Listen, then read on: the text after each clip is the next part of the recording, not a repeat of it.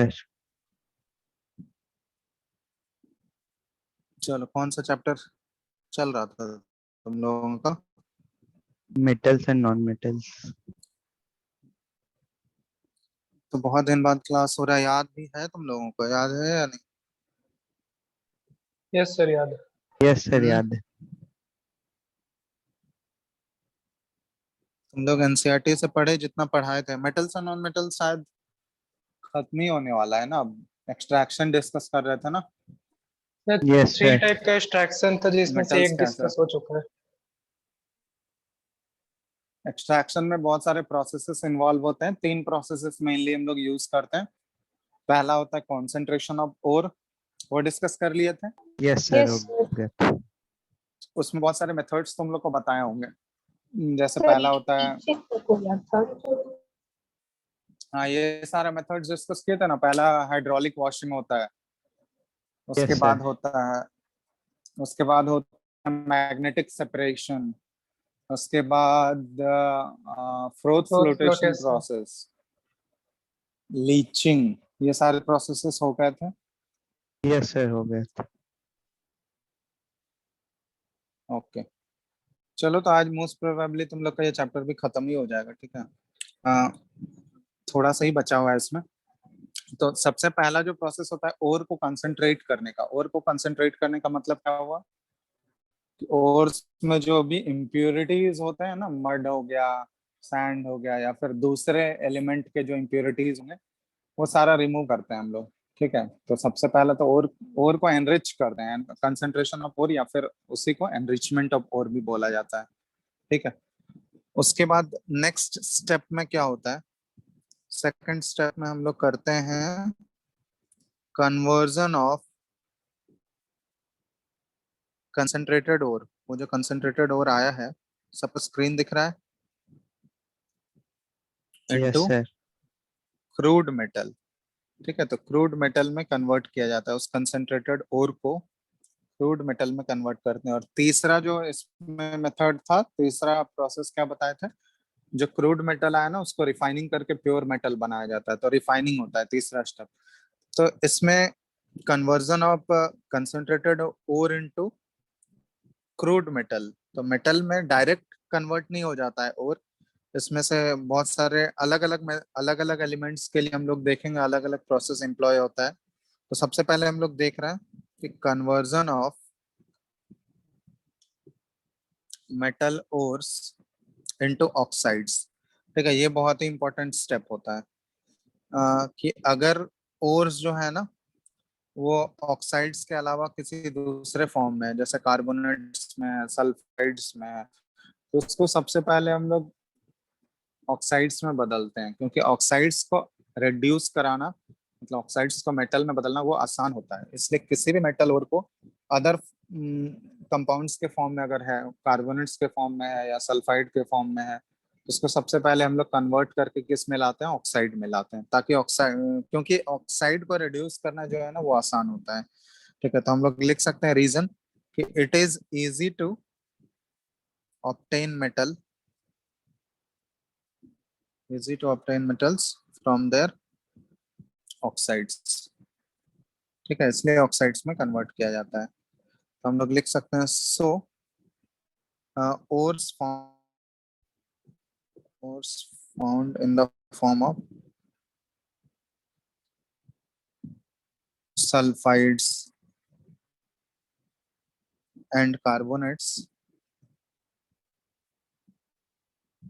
are first converted into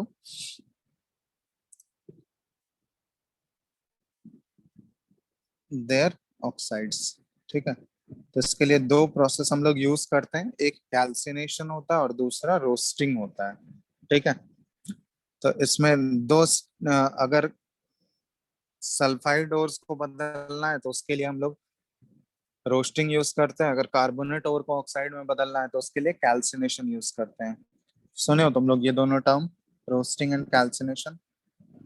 सुने हो या नहीं? बोलो। रोस्टिंग हम लोग यस किसके लिए सर। यूज करेंगे? सल्फाइड ओर्स के लिए यूज करते हैं। ठीक है, तो इसका डेफिनेशन पूछा जाता है, ये इंपॉर्टेंट है दोनों term. Heating of sulphide ores in the presence of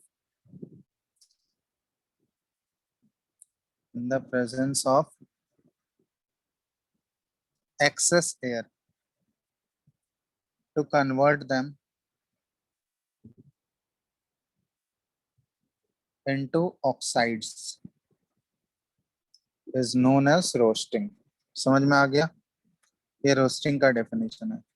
roasting अगर तुमसे पूछा जाए रोस्टिंग क्या है, तो सल्फाइड ओर्स को हम लोग किसके प्रेजेंस में हीट करते हैं? एक्सेस ऑफ एयर के प्रेजेंस में, ताकि वो किस में कन्वर्ट हो जाए? ऑक्साइड के फॉर्म में कन्वर्ट हो जाए. तो इस प्रोसेस को हम लोग बोलते हैं रोस्टिंग. फॉर एग्जांपल जैसे जिंक सल्फाइड है ZnS, ठीक है, जिंक का और जो है या जिंक सल्फाइड के फॉर्म में पाया जाता है. इसको हम लोग हीट कर रहे हैं ऑक्सीजन के प्रेजेंस, एयर में हीट कर रहे हैं, मतलब मेनली ऑक्सीजन के प्रेजेंस, ऑक्सीजन से ये रिएक्ट करेगा, ठीक है, ऑक्सीजन गैस हीट कर रहे हैं. ये किस में कन्वर्ट होगा? प्रोडक्ट बताओ यहाँ क्या मिलेगा हमको? जिंक ऑक्साइड ZnO, ठीक है, सॉलिड, और plus sulphur dioxide SO2 gas evolve हो जाता है. समझ रहे हो बात? तो इस प्रोसेस को बोला जाता है रोस्टिंग, कि किसी भी सल्फाइड ओर को हम लोग एयर के प्रेजेंस में हीट करते हैं ताकि वो किस में कन्वर्ट हो जाए? ऑक्साइड में कन्वर्ट हो जाए. तो इस प्रोसेस को क्या बोला जाता है? रोस्टिंग. रोस्टिंग मेनली किसके लिए यूज होगा? सल्फाइड ओर्स के लिए यूज होगा. समझ रहे हो? Yes, sir. Yes, sir. चलो, इसी में दूसरा टर्म है कैल्सिनेशन. कैल्सिनेशन हम लोग यूज करते हैं कार्बोनेट ओर्स के लिए. इन दोनों में डिफरेंस भी पूछा जाता है, तो डिफरेंस ध्यान रखना. कैल्सिनेशन में क्या हुआ? Heating of carbonate ores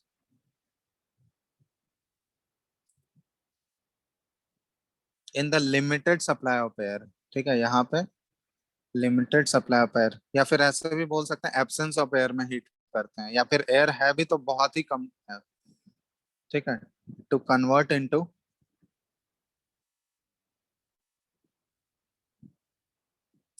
them into oxides is known as calcination. ठीक है, तो कार्बोनेट ओर्स को अगर हम लोग हीट कर रहे हैं एब्सेंस ऑफ एयर में ताकि वो अपने ऑक्साइड में कन्वर्ट हो जाए, तो इसको हम लोग कैल्सिनेशन बोलते हैं. फॉर एग्जांपल इसमें लिख सकते हैं जैसे जिंक का कार्बोनेट है ZnCO3, तो इस एब्सेंस ऑफ एयर में हीट करेंगे सिंपली, तो ये देखोगे किस में कन्वर्ट हो जाएगा? जिंक ऑक्साइड सॉलिड और प्लस CO2 गैस. ठीक है, तो इस प्रोसेस को बोला जाता है ये कैल्सिनेशन. कैल्सिनेशन अप्लाई करेंगे हम लोग कार्बोनेट ओर्स के लिए, जिसमें कि ओर को हीट किया जाता है लिमिटेड सप्लाई ऑफ एयर या फिर एब्सेंस ऑफ एयर में. और रोस्टिंग हम लोग एम्प्लॉय करेंगे सल्फाइड ओर्स के लिए, जहां पे ओर को हीट किया जाता है presence of air, excess of air में हीट करेंगे ताकि वो अपने ऑक्साइड में कन्वर्ट हो जाए. तो इसका डिफरेंस ध्यान रखना तुम लोग. समझ रहे हो ना? Yes, sir. रोस्टिंग और कैल्सिनेशन में क्या क्या डिफरेंस है ये पूछा जाता है. एटलीस्ट बेसिक दो डिफरेंस तुम लोग को पता चल ही गया कि रोस्टिंग जो है वो एक्सेस ऑफ एयर में परफॉर्म किया जाता है, ओवर को हीट करते हैं एक्सेस ऑफ एयर में, और कैल्सिनेशन में क्या होता है? एब्सेंस ऑफ एयर में हीट करते हैं हम लोग, या फिर लिमिटेड सप्लाई ऑफ एयर में. और रोस्टिंग हम लोग परफॉर्म किया जाता है सल्फाइड ओर्स के लिए, कैल्सिनेशन परफॉर्म किया जाता है किसके लिए? कार्बोनेट ओर्स के लिए. रोस्टिंग में सल्फर डाइऑक्साइड गैस रिलीज होगा और कैल्सिनेशन में कार्बन डाइऑक्साइड गैस रिलीज होगा. समझ रहे हो ना? Yes, Yes, sir. sir. तो ये है कैल्सिनेशन एंड रोस्टिंग. इसके बाद देखो, अब मेटल, जैसे ही ये मेटल जो आ गया, मेटल के ऑक्साइड्स के फॉर्म में आ गया ये सारा मेटल्स. अब इन ऑक्साइड्स को जो है ना हम लोग आसानी से रिड्यूस कर सकते हैं. Oxides of metals so obtained are converted into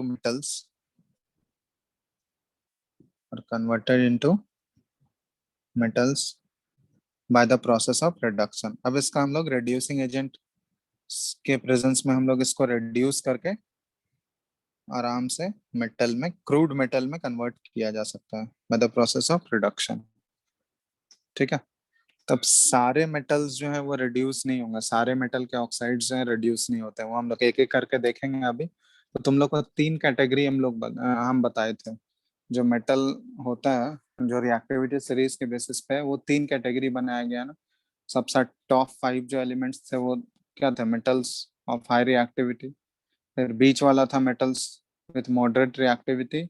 और लास्ट के जो एलिमेंट्स थे जो बिल्कुल बॉटम में पाया जाता है, उसको क्या बोलते हैं, metals with low reactivity. Low reactivity. तो उन तीनों के लिए अलग अलग स्टेप्स यूज किए जाते हैं या अलग अलग प्रोसेस यूज किए जाते हैं उनको एक्सट्रैक्ट करने के लिए। तो हम लोग एक एक करके देख रहे हैं। सबसे पहला है एक्सट्रैक्शन ऑफ मेटल्स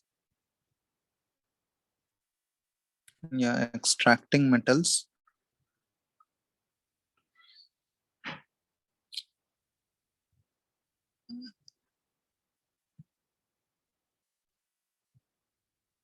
प्रेजेंट।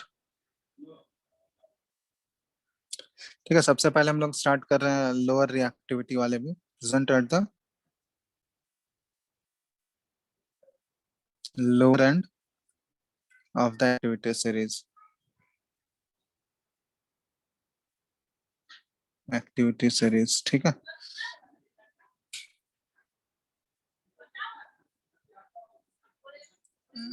चलो तो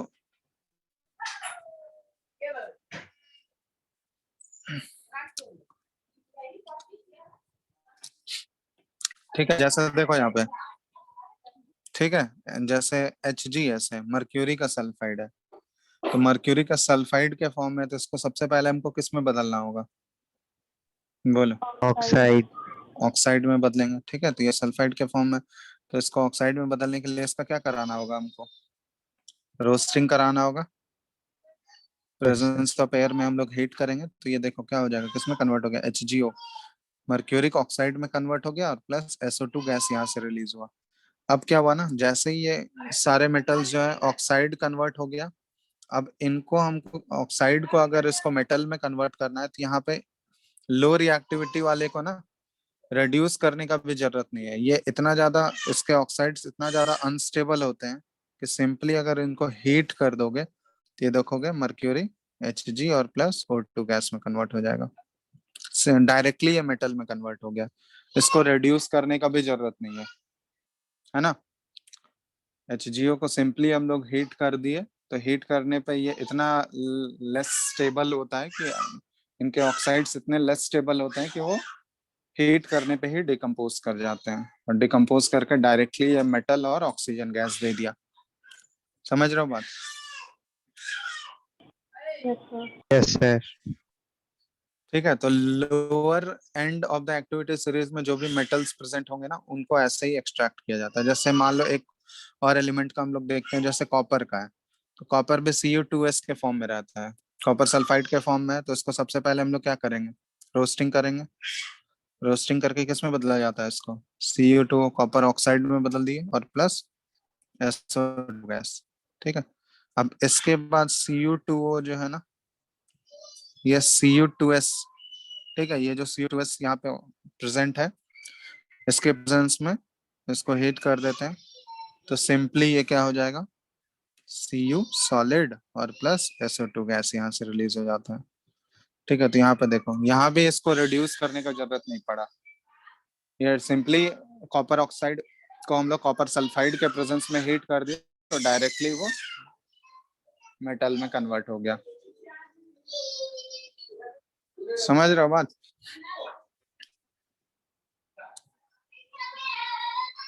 यस और नो। Yes sir. तो यहाँ Cu2S आपकी आती है, Cu2S सेकंड में Cu2O plus Cu2S। Cu2S already पहले से प्रेजेंट है ना, ये कॉपर सल्फाइड तो रहेगा ही, पूरा पूरा कंज्यूम नहीं होता है, कॉपर सल्फाइड तो वहां पे है ही। तो कॉपर ऑक्साइड जो है वो कॉपर सल्फाइड जो ऑलरेडी बचा हुआ है वहां, उसी के साथ रिएक्ट करके वो कॉपर में बदल जाता है। इसमें एडिशनली हमको कोई रिड्यूसिंग एजेंट ऐड करने का जरूरत नहीं है ना। समझ रहे हो बात। Yes, sir. ठीक है, तो ये हो गया कुछ एग्जांपल्स के साथ अगर तुमको दिखाना है कि metals present at lower and, मतलब लो रिएक्टिविटी वाले मेटल्स को कैसे एक्सट्रैक्ट करते हैं। तो सबसे पहले वो अगर सल्फाइड के फॉर्म में होगा या कार्बोनेट के फॉर्म में होगा तो कैल्सिनेशन या रोस्टिंग करके उसको ऑक्साइड में बदलेंगे। और उनके ऑक्साइड्स क्या होते हैं, ऑलरेडी इतने अनस्टेबल होते हैं कि उसको सिंपली अगर हीट कर दोगे तो वो किस में कन्वर्ट हो जाएगा, ऑक्साइड में, सॉरी वो डायरेक्टली मेटल में कन्वर्ट हो जाएगा, है ना। सर अगर Yes, sir. इसका डेफिनेशन, प्रोसेस इसका डेफिनेशन समझाना हो तो क्या लिखेंगे? नहीं लिख सकते हो। सर बेसिक कुछ भी। ऐसे लिख सकते हो ना कि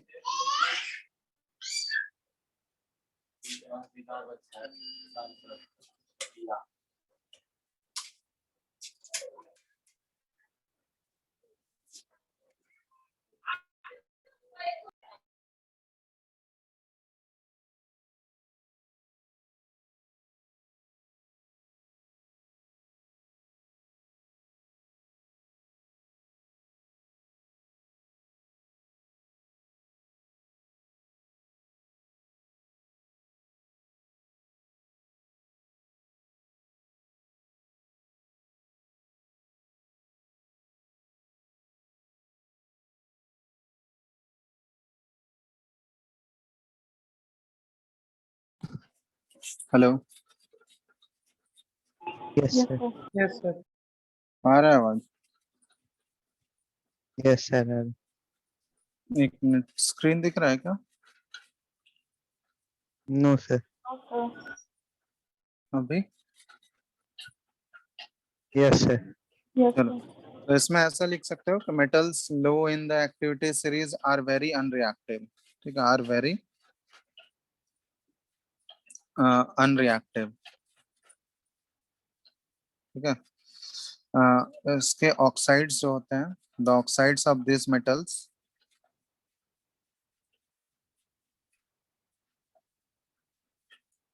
being unstable can be reduced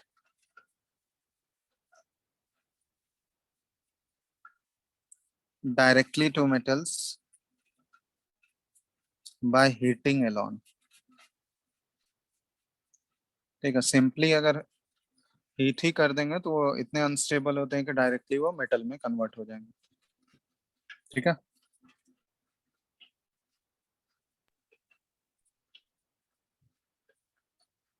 और ये दोनों एग्जांपल लिख के दिखा सकते हो।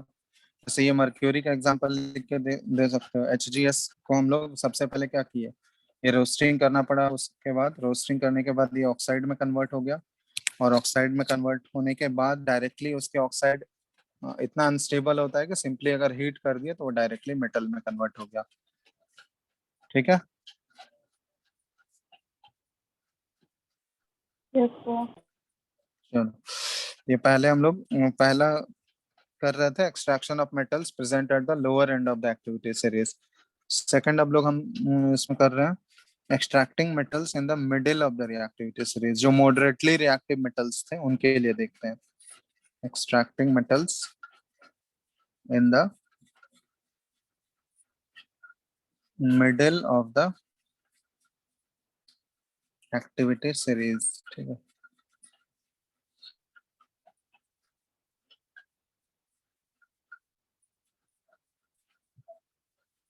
तो ये सारे मेटल्स जो होता है ना मिडिल में जो प्रेजेंट होते हैं, ठीक है, जैसे आयरन हो गया, जिंक हो गया, लेड हो गया, Fe हो गया, Zn हो गया, लेड हो गया। ठीक है, तो ये सारे मेटल्स जो है मॉडरेटली रिएक्टिव है, तो मॉडरेट रिएक्टिविटी होता है इनका, मॉडरेटली रिएक्टिव। तो इनको एक्सट्रैक्ट करने के लिए इनके जनरली जो ओर्स प्रेजेंट होते हैं वो ओर्स जो होते हैं found in the form of sulphides या फिर carbonates, found in the form of sulphides और कार्बोनेट्स। ठीक है, तो अगर वो सल्फाइड या कार्बोनेट के फॉर्म में है तो सबसे पहला स्टेप क्या करना होगा, अगर सल्फाइड्स के फॉर्म में है तो इसका रोस्टिंग करना होगा। Roasting. रोस्टिंग करने के बाद ये किस में कन्वर्ट हो जाएगा, ऑक्साइड्स में कन्वर्ट हो जाएगा। अगर वो कार्बोनेट के फॉर्म में होगा तो क्या करेंगे हम लोग इसका कैल्सिनेशन। कैल्सिनेशन। कैल्सिनेशन करने के बाद क्या होगा, ये किस में कन्वर्ट हो जाएगा, ऑक्साइड्स के फॉर्म में। ठीक है, अब इनके ऑक्साइड्स जो होते हैं उतने ज्यादा अनस्टेबल नहीं होते हैं, यहाँ पे डायरेक्टली हीट करने पे तुमको मेटल नहीं मिलेगा। ठीक है, मेटल को यहाँ पे ऑब्टेन करने के लिए क्या करना पड़ता है हमको, क्या करना पड़ेगा, रिडक्शन प्रोसेस करना पड़ेगा। ये जो लिखे है ना, oxides of the metals so obtained are converted into metals by the process of reduction.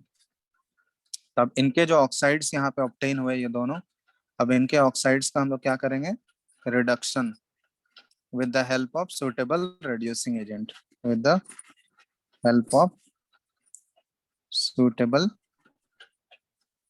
reducing agents। ठीक है, तो जैसे मान लो जिंक है, तो जिंक का एक्सट्रैक्शन करना है, तो जिंक जनरली जिंक सल्फाइड के फॉर्म में रहता है। ठीक है, ये मेन ओर है इसका। तो इसको क्या करना होगा, सबसे पहले रोस्टिंग करके हमको जिंक ऑक्साइड में कन्वर्ट करना होगा। ऑक्सीजन गैस के प्रेजेंस में इसको हीट किए, ये किसमें कन्वर्ट हो गया, जिंक ऑक्साइड सॉलिड और प्लस SO2 गैस। अब इसके बाद जिंक ऑक्साइड का क्या करेंगे हम लोग, जिंक ऑक्साइड को डायरेक्टली हीट करोगे तो ये जिंक में कन्वर्ट नहीं होगा क्योंकि ये स्टेबल ऑक्साइड है। तब इसको क्या करना पड़ता है, रिड्यूस करना पड़ेगा, रिड्यूसिंग एजेंट। तो जनरली जो रिड्यूसिंग एजेंट यूज करते हैं हम लोग कोक यूज करते हैं। ठीक है, कार्बन का फॉर्म है, कार्बन का ये प्योर फॉर्म ऑफ कार्बन ही होता है जिसको हम लोग कोक बोलते हैं। तो कार्बन के प्रेजेंस में इसका रिएक्शन कराओगे, ये कार्बन जो है यहाँ पे किसकी तरह एक्ट कर रहा है, रिड्यूसिंग एजेंट की तरह एक्ट कर रहा है, इसका रिडक्शन कर देगा। और कार्बन जो है जिंक ऑक्साइड को रिड्यूस करके जिंक में कन्वर्ट हो गया और खुद ये किस में बदल गया, CO गैस में, कार्बन मोनोऑक्साइड गैस में। तो देख लो यहाँ पे कार्बन का रिडक्शन, कार्बन किसकी तरह बिहेव कर रहा है, जिंक ऑक्साइड। देखो ये एक रिडॉक्स रिएक्शन है या नहीं, जिंक ऑक्साइड से ये अगर जिंक में कन्वर्ट हुआ है, ये प्रोसेस क्या कहलाएगा, ऑक्सीडेशन या रिडक्शन, रिडॉक्स। रिडक्शन। इसका रिडक्शन हो गया। और कार्बन जो है ये किस में कन्वर्ट हो गया है, कार्बन मोनोऑक्साइड में, तो ये क्या हो गया, इसका ऑक्सीडेशन हो गया ना। ऑक्सीडेशन। ऑक्सीडेशन।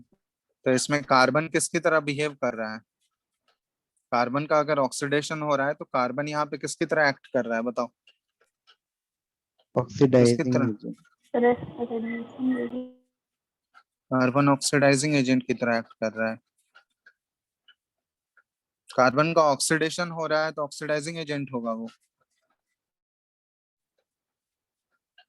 Reducing agent. ठीक है, तो यहाँ पे कार्बन जो है ये एक्ट कर रहा है एज ए, यहाँ पे लिख सकते हो carbon acts as a reducing agent.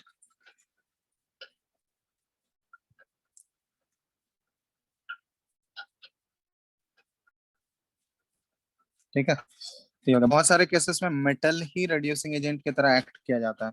मतलब जो जैसे मान लो इस टाइप का रिएक्शन एक लिख रहे हैं, MnO2 लिख रहे हैं। ठीक है, MnO2 मैंगनीज ऑक्साइड है। ठीक है, इसका जब रिएक्शन कराएंगे हम लोग एल्यूमिनियम के साथ, तो एल्यूमिनियम ही यहाँ पे, क्योंकि जो हायर ये डिस्प्लेसमेंट, जैसे मेटल का सिंगल डिस्प्लेसमेंट रिएक्शन पढ़े हो ना तुम लोग, तो उसी तरह यहाँ भी रिएक्शन हो जाएगा कि जो हायर रिएक्टिव एलिमेंट्स हैं वो क्या करेगा, लेस रिएक्टिव मेटल को डिस्प्लेस कर देगा उसके ऑक्साइड से। यहाँ पे मैंगनीज से ज्यादा रिएक्टिव होता है एल्यूमिनियम, तो एल्यूमिनियम क्या करेगा, इसको मैंगनीज के ऑक्साइड से इसको डिस्प्लेस कर देगा और डिस्प्लेस करके किस में कन्वर्ट कर देगा, Mn में। ठीक है, Mn में बदल दिया इसको, और प्लस खुद ये किस में कन्वर्ट हो गया, Al2O3 में, Al2O3 में ये कन्वर्ट हो गया। तो अब यहाँ पे खुद देखो एल्यूमिनियम जो है किसकी तरह बिहेव कर रहा है, यहाँ पे ऑक्सीडाइजिंग एजेंट है या रिड्यूसिंग एजेंट, किसकी तरह एक्ट कर रहा है, रिड्यूसिंग एजेंट। रिड्यूसिंग एजेंट, क्योंकि एल्यूमिनियम ये कन्वर्ट हो रहा है एल्यूमिनियम ऑक्साइड में, तो इसका खुद ऑक्सीडेशन हो रहा है। और मैंगनीज ऑक्साइड जो था MnO2, ये Mn में कन्वर्ट हो गया, तो इसका खुद क्या हो रहा है, यहाँ पे रिडक्शन हो रहा है। तो एल्यूमिनियम का यहाँ ऑक्सीडेशन हो रहा है, तो ये किसकी तरह बिहेव कर रहा है, एज ए रिड्यूसिंग एजेंट। तो बहुत सारे केसेस में देखो कि जो हायर रिएक्टिव एलिमेंट्स हैं, जो मोर रिएक्टिव एलिमेंट्स होते हैं, वो रिड्यूसिंग एजेंट की तरह बिहेव कर सकता है, क्योंकि वो क्या करेगा, लेस रिएक्टिव मेटल को डिस्प्लेस कर देगा उसके ऑक्साइड से, ठीक है। तो ये भी एक तरह से रिडक्शन हो रहा है यहाँ पे। जैसे एक और एग्जांपल है, ये बहुत ही इंपॉर्टेंट रिएक्शन है, इसको थर्माइट रिएक्शन बोलते हैं हम लोग। थर्माइट रिएक्शन, जो रेलवे ट्रैक्स का वेल्डिंग होता है ना, जो रेलवे ट्रैक्स होते हैं ना, उसको अगर कहीं पे क्रैक हो जाता है तो उसको वेल्ड करने के लिए ये वाला रिएक्शन यूज किया जाता है, थर्माइट रिएक्शन। क्योंकि रेलवे ट्रैक्स जो बने होते हैं वो किसका बना हुआ रहता है? आयरन का, है ना। Yes sir. Yes sir. तो वहां पे ये वाला रिएक्शन कराया जाता है, Fe2O3 जो है उसका रिएक्शन कराया जाता है एल्यूमिनियम के साथ, ठीक है, एल्यूमिनियम सॉलिड के फॉर्म में। तब आयरन और एल्यूमिनियम में कौन ज्यादा मोर रिएक्टिव है बताओ? ये Mn यहाँ पे लिक्विड फॉर्म है, क्योंकि ये इतना ज्यादा हाई टेम्परेचर पे होता है ना कि वो मेटल को लिक्विड में कन्वर्ट कर देता है। अब बताओ आयरन और एल्यूमिनियम में कौन ज्यादा मोर रिएक्टिव है? एल्यूमिनियम। एल्यूमिनियम। एल्यूमिनियम है। तो एल्यूमिनियम क्या कर देगा, इसको डिस्प्लेस करेगा या नहीं? आयरन ऑक्साइड से आयरन को डिस्प्लेस कर देगा। तो यस आयरन सर। को अगर डिस्प्लेस कर दिया तो ये Fe जो हो गया ये लिक्विड के फॉर्म में यहाँ निकल जाता है, और प्लस Al2O3, एल्यूमिनियम बना लिया Al2O3। अब ये खुद बताइए, प्रोसेस वेल्डिंग वाला प्रोसेस देखे हो ना, कितना ज्यादा हाई टेम्परेचर पे होता है। तुम लोग देखे होगा अगर मेटल का वेल्डिंग वेल्डिंग शॉप्स में देखे हो, वो जो स्पार्क होता है यस सर। तो बहुत ज्यादा हाई टेम्परेचर पे होता है, समझ रहे हो, वो 1000 से भी ऊपर डिग्री सेल्सियस होता है। तो उतने हाई टेम्परेचर पे ये मेटल जो है ये सॉलिड फॉर्म में थोड़ी ना रहेगा, वो मेल्ट कर जाएगा ना। और वेल्डिंग करने समय यहाँ देखो, ये आयरन जो है लिक्विड फॉर्म में ऑब्टेन होता है। तो जैसे ही ये लिक्विड फॉर्म में ऑब्टेन हुआ, तो जहाँ पे रेलवे ट्रैक्स पे जहाँ पे क्रैक है, तो वहाँ पे ये आयरन, मोल्टन आयरन जो है वहाँ वहाँ पे फिल कर दिया जाता है, उसको सॉलिडिफाई कर दिया जाता है। तो वो हो गया ना गैप, जो क्रैक हुआ तो वो फिल हो जाएगा या नहीं, बताओ? Yes yes sir. Sir. Yes तो सर। इसी रिएक्शन को यूज करके वो रेलवे ट्रैक्स में जो क्रैक होते हैं उसको रिपेयर किया जाता है। तो इस रिएक्शन को क्या बोला जाता है? Thermite reaction. यहाँ पे पूछा जाएगा एल्यूमिनियम किसकी तरह एक्ट कर रहा है यहाँ पे? As a reducing agent. Aluminium जो है ये रिड्यूसिंग एजेंट की एक्ट करता है। तो ये याद रखना, ये रिएक्शन पूछा जाता है थर्माइट रिएक्शन का, तुमको इक्वेशन लिखना होगा। तो बैलेंस्ड केमिकल इक्वेशन लिखोगे तो बैलेंस करोगे तो क्या आ जाएगा? Fe2O3 सॉलिड है, यहाँ पे 2 दे दोगे, Al2O3 और क्या आ जाएगा, यहाँ पे भी 2 हो जाएगा ना, 2 और बाकी तो बैलेंस है, यस सर। Yes sir. ठीक है। तो दिस रिएक्शन, इसका एप्लीकेशन भी पूछा जाता है। तो this reaction is used to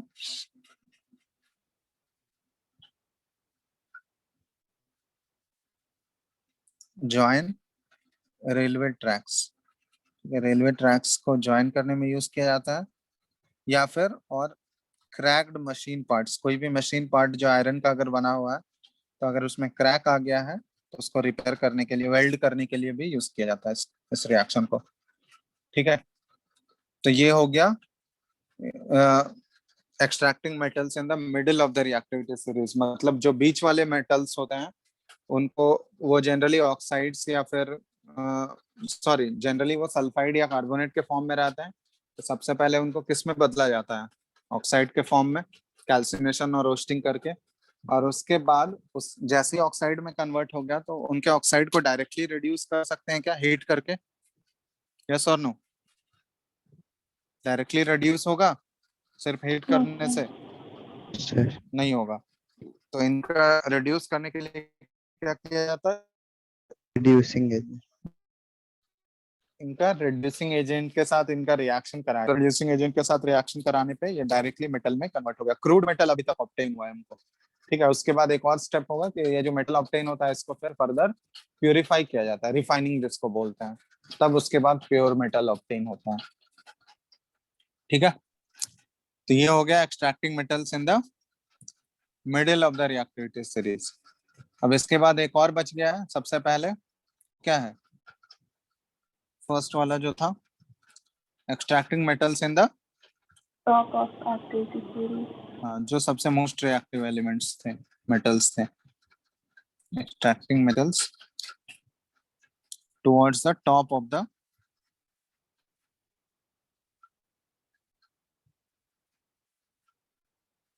activity series, ठीक है। अब टॉप वाले को देखो, टॉप वाले को ऑक्साइड में कन्वर्ट तो कर लेंगे, बट उनके ऑक्साइड्स या फिर उनका जो भी कंपाउंड्स होता है ना, वो इतना ज्यादा हाईली स्टेबल होता है ना कि उसको अगर हीट भी करोगे या फिर रिड्यूसिंग एजेंट से भी रिएक्शन कराओगे तो उस पर कोई फर्क नहीं पड़ेगा, हीट का तो कोई इफेक्ट ही नहीं होता है, इतना ज्यादा वो स्टेबल कंपाउंड होता है, तो उसको हीट करने पे कोई फर्क नहीं पड़ेगा। तो उसका बस एक ही तरीका है, उसको एक्सट्रैक्ट करने के लिए क्या किया जाता है, इलेक्ट्रोलाइटिक रिडक्शन कराया जाता है उनका। क्या कराया जाता है, इलेक्ट्रोलाइटिक रिडक्शन, ठीक है, समझ रहे हो बात? क्योंकि इतना ज्यादा वो हाईली स्टेबल कंपाउंड्स होते हैं, जो टॉप मेटल्स हैं, जो सबसे ज्यादा हाईली रिएक्टिव मेटल्स होते हैं, उनके जितने भी कंपाउंड्स होंगे वो बहुत ज्यादा हाईली स्टेबल कंपाउंड फॉर्म करता है, ठीक है, उनका रिएक्टिविटी हाई है, तो उनके कंपाउंड्स जो होंगे बहुत ज्यादा हाईली स्टेबल होंगे। तो उनके कंपाउंड से मेटल ऑब्टेन करने के लिए बस एक ही तरीका है कि उनसे हम लोग क्या करते हैं, बहुत ही हाई वोल्टेज में इलेक्ट्रिसिटी पास करके इलेक्ट्रोलाइटिक रिफाइनिंग इलेक्ट्रोलाइटिक रिडक्शन कराया जाता है। इलेक्ट्रिसिटी पास करके उसके कंपाउंड्स को हम लोग क्या करते हैं, रिड्यूस करते हैं मेटल्स के फॉर्म में, ठीक है, समझ रहे हो बात? जैसे मान लो एक एग्जांपल हम लोग जैसे ले रहे हैं NaCl का, ठीक है, NaCl एक कंपाउंड है, इसका हमको क्या करना है, इससे हमको सोडियम एक्सट्रैक्ट करना है, सोडियम मेटल ऑब्टेन करना है। तो ये NaCl जो है इतना ज्यादा हाईली स्टेबल कंपाउंड है ना, तो इसको तुम हीट करोगे या रिड्यूसिंग एजेंट से रिड्यूस करने का कोशिश करोगे, कोई फर्क नहीं पड़ेगा इस पर। तो इसको एक्सट्रैक्ट करने के लिए, इससे सोडियम निकलने के लिए क्या करते हैं हम लोग, इलेक्ट्रोलाइटिक रिफाइनिंग करते हैं, इलेक्ट्रोलाइटिक रिडक्शन, इलेक्ट्रिसिटी पास करके इसका हम लोग रिड्यूस करते हैं इसको। तो यहाँ पे अगर इलेक्ट्रोलाइटिक प्रोसेस हम लोग कर रहे हैं, तो इलेक्ट्रोलाइटिक प्रोसेस में तुम लोग को बताएं कि दो इलेक्ट्रोड्स इन्वॉल्व होता है, एक होता है कैथोड और दूसरा होता है एनोड। पढ़ चुके हो तुम लोग, यस और no? Yes, yes sir. Sir. Hello, ठीक है, दो मेटल इलेक्ट्रोड्स यूज कर रहे हैं, एक है कैथोड और दूसरा होता है एनोड, ठीक है। अब यहाँ पर कैथोड हम लोग किस बोलेंगे और एनोड को बोलेंगे, खुद बताओ तुम लोग। तो एनोड पॉजिटिवली चार्ज इलेक्ट्रोड होगा और कैथोड नेगेटिवली चार्ज।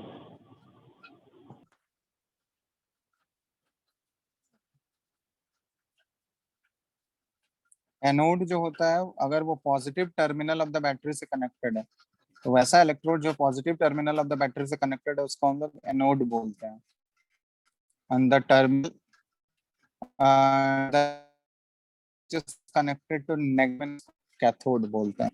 तो बैटरी का तुम लोग पॉजिटिव और नेगेटिव टर्मिनल तो आइडेंटिफाई करने जानते हो ना, जैसे बैटरी का नोटेशन है, Yes, sir. एक स्मॉल लाइन और एक लार्ज लाइन से, तो जो स्मॉलर लाइन है ये क्या रिप्रेजेंट करता है, नेगेटिव Negative, टर्मिनल, और जो बड़ा वाला लार्जर लाइन है वो क्या रिप्रेजेंट करेगा, positive. नेगेटिव, पॉजिटिव, ठीक है। तो यहाँ पे देखो ये स्मॉलर लाइन है, ये नेगेटिव टर्मिनल है, और ये बड़ा वाला लाइन है, ये पॉजिटिव टर्मिनल है। तो जो negative terminal of the battery से जो इलेक्ट्रोड कनेक्टेड होगा इसको हम लोग कैथोड बोलते हैं, और जो पॉजिटिव टर्मिनल बैटरी से जो कनेक्टेड होगा इसको बोलते हैं, ठीक है।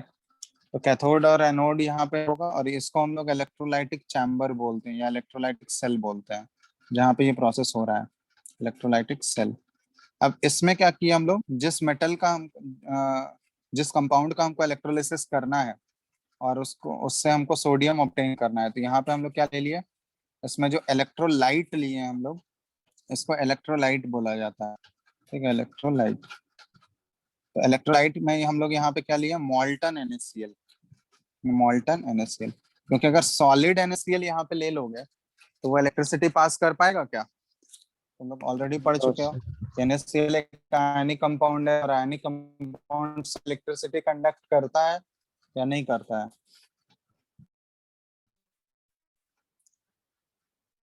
बताओ करता है। फटाफट। कोई भी आयनिक कंपाउंड जो है सॉलिड फॉर्म में इलेक्ट्रिसिटी कंडक्ट करता है, नो No, सर। sir. तुम लोग सुनाई नहीं दे रहा है, कोई बोल रहा है करता है, कोई बोल रहा है नहीं करता है। पढ़े नहीं भाई, ये बताए हैं ना लास्ट क्लास में। Yes sir. हेलो, सो रहे हो क्या तुम लोग सब लोग?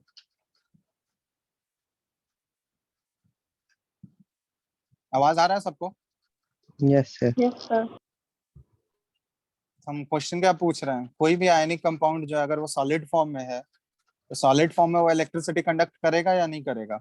No, sir. नो करेगा। सर। नहीं करेगा या करेगा? कौन बोल रहा है करेगा? रीजन क्या है, रीजन बताओ क्यों नहीं करेगा, इलेक्ट्रिसिटी कंडक्ट क्यों नहीं करता है सॉलिड फॉर्म में?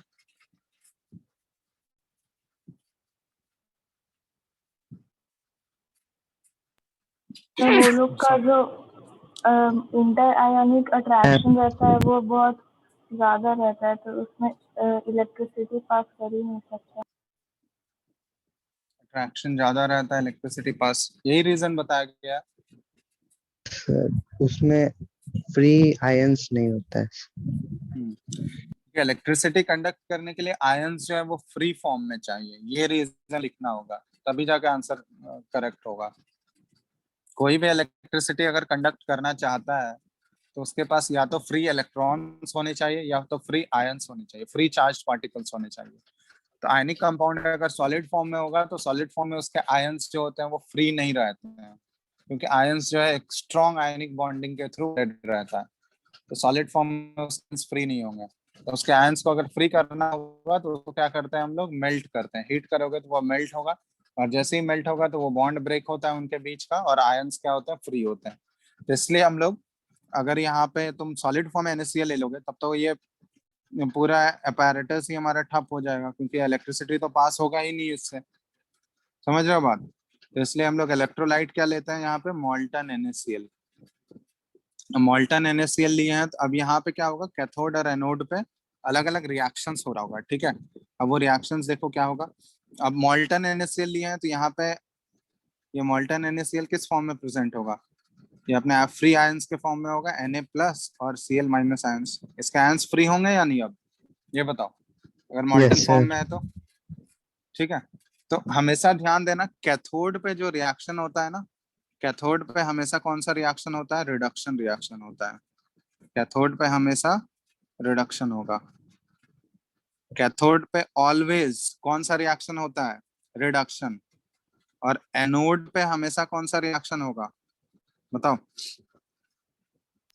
Oxidation. ऑक्सीडेशन। ठीक है, ये चीज ध्यान देना, कैथोड पे हमेशा रिडक्शन होगा और एनोड पे हमेशा ऑक्सीडेशन होगा। और यहाँ पे हम लोग इलेक्ट्रॉन के टर्म में बता रहे हैं, तो रिडक्शन हम लोग किसको बोलते हैं, गेन ऑफ इलेक्ट्रॉन को या फिर लॉस ऑफ इलेक्ट्रॉन को? रिडक्शन प्रोसेस जो है वो क्या है, किसको बोलेंगे, इलेक्ट्रॉन गेन को या फिर इलेक्ट्रॉन लॉस को? क्या होता है रिडक्शन में, इलेक्ट्रॉन Gain. का गेन होता है। गेन। हाँ, ध्यान रखना, रिडक्शन में हमेशा क्या होता है, गेन ऑफ इलेक्ट्रॉन्स। और ऑक्सीडेशन में हमेशा क्या होता है, लॉस ऑफ इलेक्ट्रॉन्स।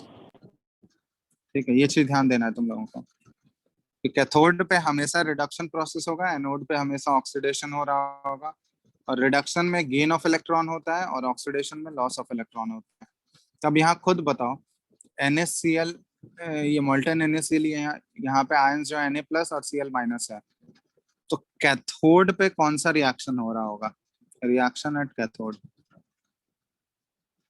हमको पता है कि कैथोड पे रिडक्शन होना है, तो रिडक्शन होना है तो इलेक्ट्रॉन गेन करेगा। तो इलेक्ट्रॉन गेन कौन करेगा, Na+ इलेक्ट्रॉन गेन करेगा या Cl- इलेक्ट्रॉन गेन करेगा, बताओ तो? Cl-.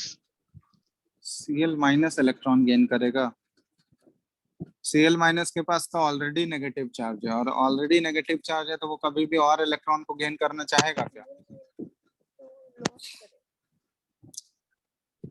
इलेक्ट्रॉन किसके पास जाएगा, अपोजिटली चार्ज पार्टिकल पे जाएगा ना।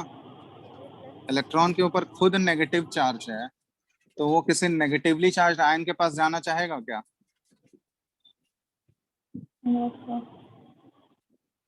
अगर इलेक्ट्रॉन के पास नेगेटिव चार्ज है तो वो किसके पास, किसकी तरफ वो अट्रैक्ट होगा, पॉजिटिव की तरफ या नेगेटिव Positive. की तरफ? पॉजिटिव।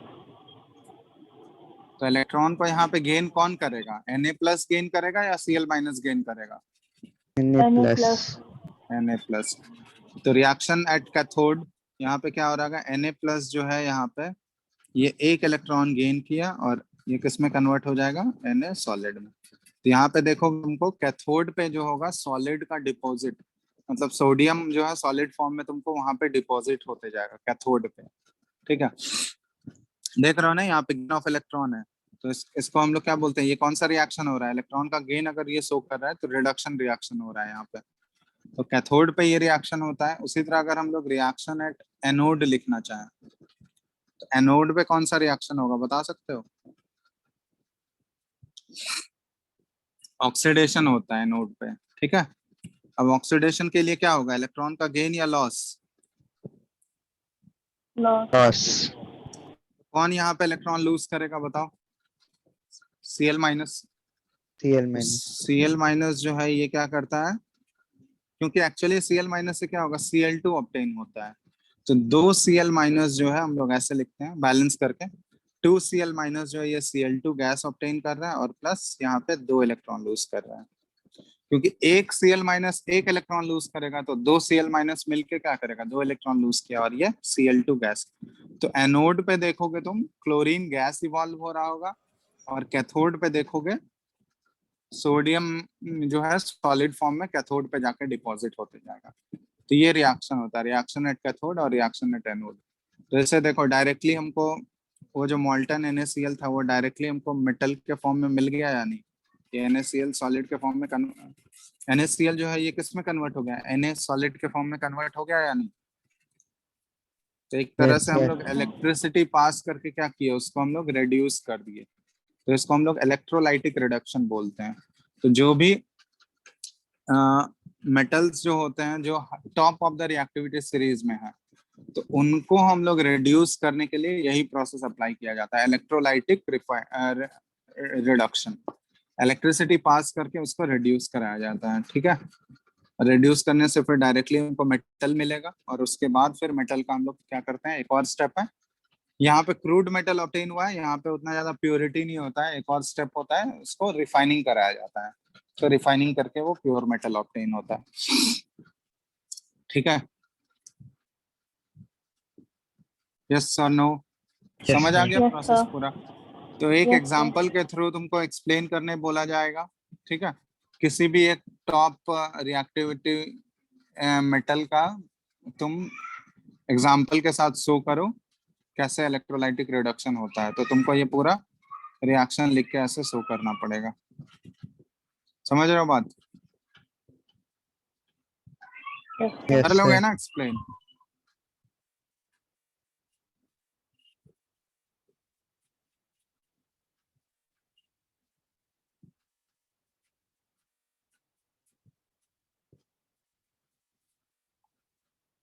एक्सप्लेन होगा या नहीं होगा? कर लोगे एक्सप्लेन? यस सर कर लेंगे। Yes, sir. चलो Vijay. अब चलो इसी तरह तुम लोग ये बताना, Al2O3 एल्यूमिनियम ऑक्साइड है। एल्यूमिनियम ऑक्साइड को एल्यूमिनियम में अगर हमको रिड्यूस करना है तो कौन सा प्रोसेस अप्लाई करना होगा बताओ तो? Reduction of aluminium oxide Al2O3 into aluminium, कौन सा प्रोसेस अप्लाई करना होगा तुम लोग ये बताओ?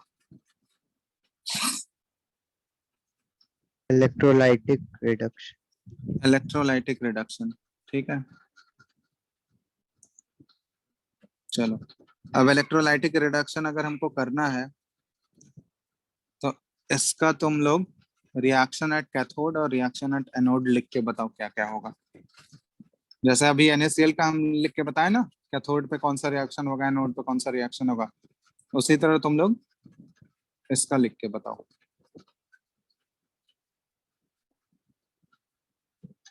Reaction at cathode and reaction at anode.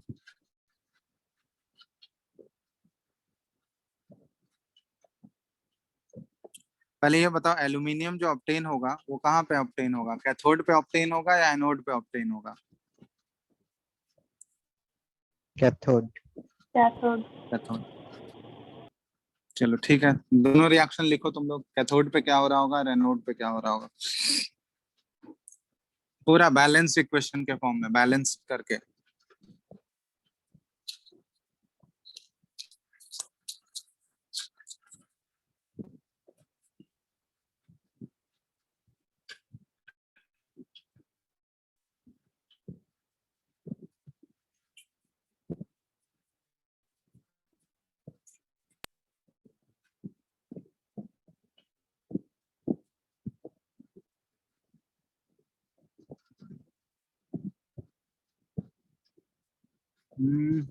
क्या नहीं हो पाएगा?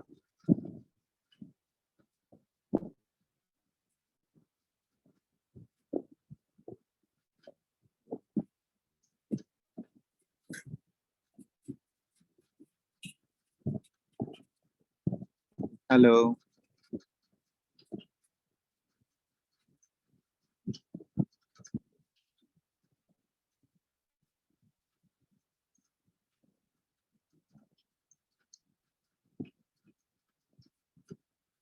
हेलो,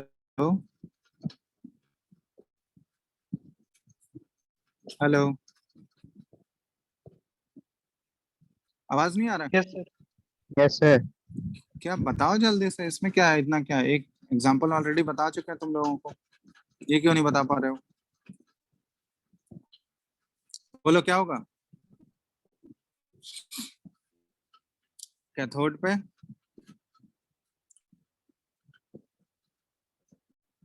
देख, अरे यार, एल्यूमिनियम ऑक्साइड अगर लोगे मोल्टन फॉर्म में, तो उसमें कौन कौन से आयंस तुमको मिलेंगे? मोल्टन Al2O3 में कौन कौन से आयंस मिलेंगे बताओ तो।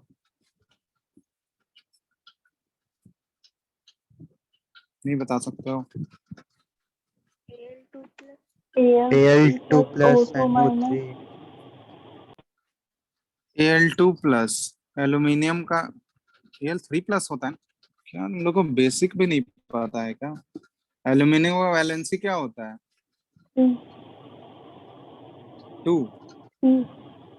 3। Al के ऊपर तो 3 प्लस आता है ना, और एक ये आयन है और दूसरा आयन कौन सा होगा? Oxide ion O2 O2 minus. Minus. चलो लिखो अब।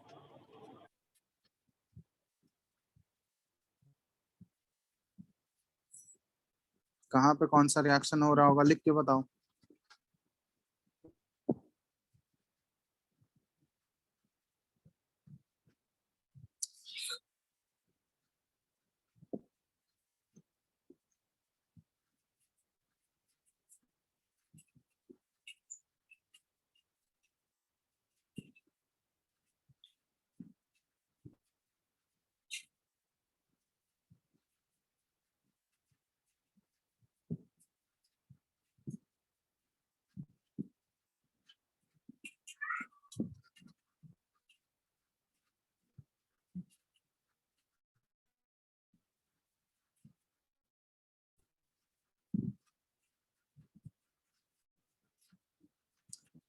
नहीं लिख पा रहे हो? कैथोड पे क्या होगा देखो, Al3 प्लस जो है, कैथोड पे हमको पता है कौन सा रिएक्शन होगा, ऑक्सीडेशन होगा या रिडक्शन होगा, ये बताओ। Cathode reduction. पे ऑक्सीडेशन होगा या रिडक्शन होगा? रिडक्शन। अब रिडक्शन में गेन ऑफ इलेक्ट्रॉन होता है या loss of electron? Gain. Gain. कितने इलेक्ट्रॉन को ये गेन करेगा? Al3 प्लस जो है कितने इलेक्ट्रॉन को गेन करेगा ये? 3 3। इलेक्ट्रॉन्स को। और 3 इलेक्ट्रॉन को गेन करने पे ये किस में कन्वर्ट हो जाएगा? Al सॉलिड में कन्वर्ट हो गया, यस और no? Yes sir. Yes sir. चलो अब देखो, अब ऑक्साइड जो है ये तो हो गया रिडक्शन, अब एनोड पे होगा ऑक्सीडेशन। अब ऑक्सीडेशन किसका होना है? Oxide ion O2 minus. अब O2 माइनस जो है ये क्या करेगा? O2 गैस में कन्वर्ट होता है। अब O2 गैस में कन्वर्ट करने के लिए कितने इलेक्ट्रॉन को लूज करेगा? 2। 2 इलेक्ट्रॉन को। 2। ठीक है, और यहाँ पे अभी ये, चलो बैलेंस नहीं है, तो बैलेंस करने के लिए यहाँ पे आगे क्या लिख दिया? मतलब हाफ लिख दिया, लिख दिया हाफ। या फिर ऐसे भी लिख सकते हो तुम लोग,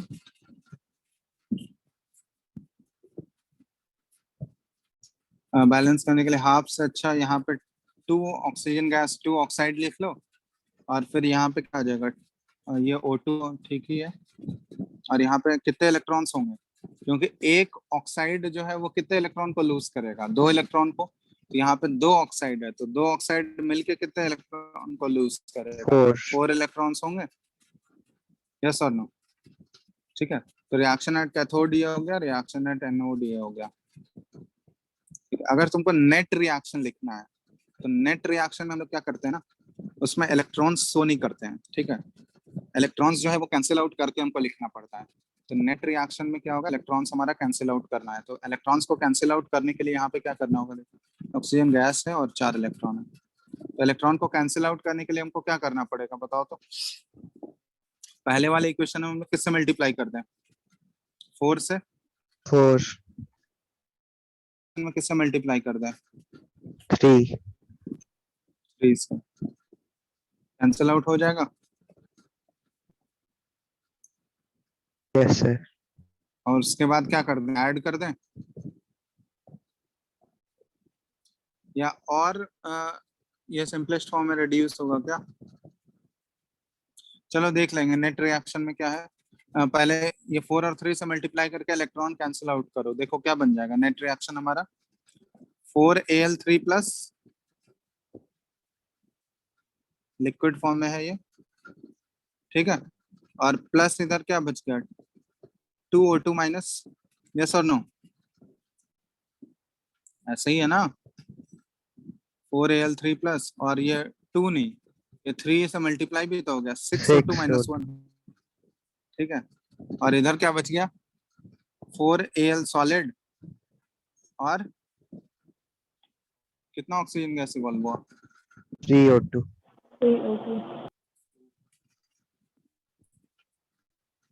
3O2, ठीक है, यही हो गया हमारा बैलेंस इक्वेशन। इसमें और कुछ कॉमन आएगा क्या, यही तो सिंपलेस्ट फॉर्म में ही है ना, सिंपलेस्ट रेशियो में है सारा, यस और नो। ये समझ Yes, में sir. आ रहा है कैसे हम लोग नेट रिएक्शन लिखे हैं, नेट रिएक्शन जब भी लिखते हैं हम लोग तो कैथोड और एनोड का क्या करेंगे, हम लोग ऐड करेंगे, लेकिन ऐड करने पे हमारा ऐसे ऐड करना है ताकि इलेक्ट्रॉन्स क्या हो जाए, दोनों साइड में कैंसिल आउट हो जाए, क्योंकि इलेक्ट्रॉन्स कैथोड में देखो इलेक्ट्रॉन्स तुम्हारा किधर रहेगा, रिएक्टेंट साइड में रहेगा, और एनोड का रिएक्शन जब लिखोगे तुम्हारा इलेक्ट्रॉन्स किधर रहेगा, प्रोडक्ट साइड में रहेगा, रहेगा ना, Yes, sir. अपोजिट साइड में रहेगा हमेशा जब भी कैथोड और एनोड का तुम रिएक्शन लिखोगे।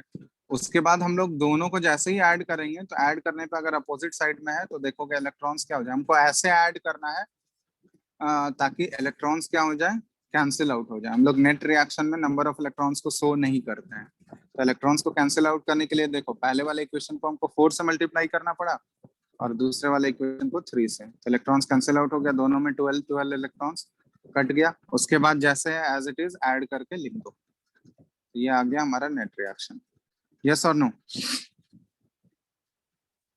Yes, sir. समझ में आ गया कैसे लिखते हैं हम लोग नेट रिएक्शन। अब इसमें ये बताना तुम लोग कैथोड जो हमारा जो मेटल ऑब्टेन होता है, aluminium metal is obtained at, कहाँ पे ऑब्टेन हो रहा है, Cathode. ऑब्टेन्ड एट कैथोड, और एनोड पे प्रोडक्ट क्या मिल रहा है हमको, एनोड पे ऑक्सीजन गैस इवॉल्व होता है, O2 गैस इज इवॉल्व, समझ में आ रहा है बात, कोई दिक्कत, हाँ कोई दिक्कत किसी को भी, No, sir. अब एक्सप्लेन कर लोगे ना, तीनों में से कोई भी कैटेगरी अगर तुमसे पूछा जाए कि लो रिएक्टिविटी वाले मेटल का एक्सट्रैक्शन कैसे करेंगे, मीडियम रिएक्टिविटी वाले का कैसे करेंगे, और हाई रिएक्टिविटी का कैसे करेंगे, एक्सप्लेन कर लोगे तीनों को अलग अलग एग्जाम्पल Yes, के sir. साथ, लिख लोगे ना, एग्जाम्पल के साथ मोस्ट प्रोबेबली तुम लोगों से पूछा जाएगा एग्जाम में, बोर्ड के क्वेश्चंस देखना तुम लोग, उसमें तुमको एग्जाम्पल जब भी क्वेश्चन पूछा जाएगा 3 मार्क्स का तो तुमको एग्जाम्पल के साथ एक्सप्लेन करना होगा, तो हर एक कैटेगरी का एटलीस्ट एक एक एग्जाम्पल तुम लोग ध्यान रखना, समझ रहे हो बात। तो जब भी तुम स्कूल का होता है, सब्जेक्टिव एग्जाम हो रहा है अभी, एग्जाम्स क्या हो रहे हैं अभी, ऑब्जेक्टिव ही हो रहा है सारा स्कूल में। Objective. Yes, sir. सब्जेक्टिव नहीं होगा क्या तुम लोगों का, मिड टर्म जो होगा? Yes, sir, subjective होगा वो वाला। ठीक है, तो जब भी सब्जेक्टिव होगा तो उसमें वैसे ही लिखना, ठीक है। 3 मार्क्स का क्वेश्चन आएगा तो पूरा एक एक एग्जाम्पल के साथ ऐसे एक्सप्लेन करना, ठीक है। तो तुम लोग का स्कूल में ये चैप्टर हो गया क्या, metal non metal? No, sir. अभी स्कूल में कौन सा चैप्टर चल रहा है? Acid, bases and salt. अच्छा, अभी तो समर वेकेशन होगा, खत्म हो गया? है खत्म हो अभी गया। summer vacation. अब क्लासेस स्टार्ट हो गए स्कूल के? Yes, sir. Yes, sir. Okay, चलो तो यहाँ तक आज हम लोग रहने देते हैं। एक और क्लास लगेगा तुम लोग का, उसमें प्यूरिफिकेशन बताना है, मतलब रिफाइनिंग ऑफ मेटल्स, ठीक है। उसके बाद उसमें कुछ कुछ छूटा हुआ है, कोरोजन हो गया, कोरोजन को कैसे प्रिवेंट करते हैं वो सारा तरीका, ठीक है। तो नेक्स्ट क्लास में तुम लोग का ये चैप्टर तो खत्म हो जाएगा, लेकिन उससे पहले तुम लोग का इस चैप्टर में होमवर्क रहेगा क्या, एनसीईआरटी का पूरा एक्सरसाइज एटलीस्ट कंप्लीट करो। एनसीईआरटी बुक तो है सबके पास? Yes, sir. Yes, sir. इस चैप्टर का एनसीईआरटी का एक्सरसाइज एटलीस्ट तुम लोग कंप्लीट करके रखना, समझ रहे हो बात?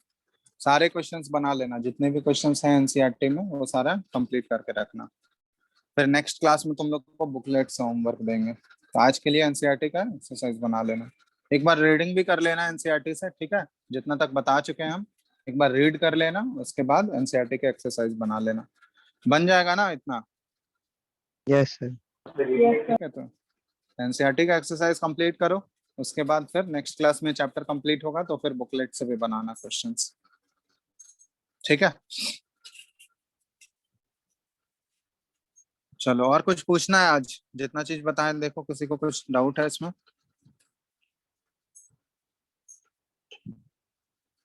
कुछ पूछना है? No, sir.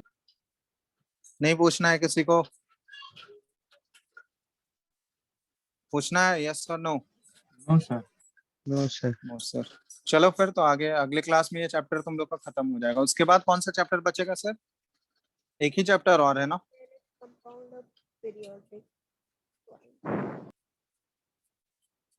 इसके बाद तो एक ही चैप्टर बचा हुआ है। दो है। कंपाउंड और एक पीरियोडिक। Sir, दो chapter. अच्छा, 2 चैप्टर है। पीरियोडिक टेबल भी है ना तुम लोगों का? Yes, sir. ठीक है, तो चलो इसके बाद पहले ये चैप्टर कंप्लीट करते हैं, नेक्स्ट क्लास में होगा। उसके बाद कार्बन एंड इट्स कंपाउंड हम लोग स्टार्ट करेंगे, ठीक है। तो तुम लोग का सिलेबस कुछ रिड्यूस नहीं हुआ है ना No, पिछले बार sir. की तरह? No sir. तुम लोग का तो फुल सिलेबस आएगा? Yes sir, Sir. फिलहाल तक। ओके, चलो ठीक है सर, आगे हम लोग अगले क्लास में करते हैं। यहाँ तक एनसीईआरटी कंप्लीट करके रखना सब लोग, ठीक है। Yes, Yes, sir. sir. चलो ठीक है।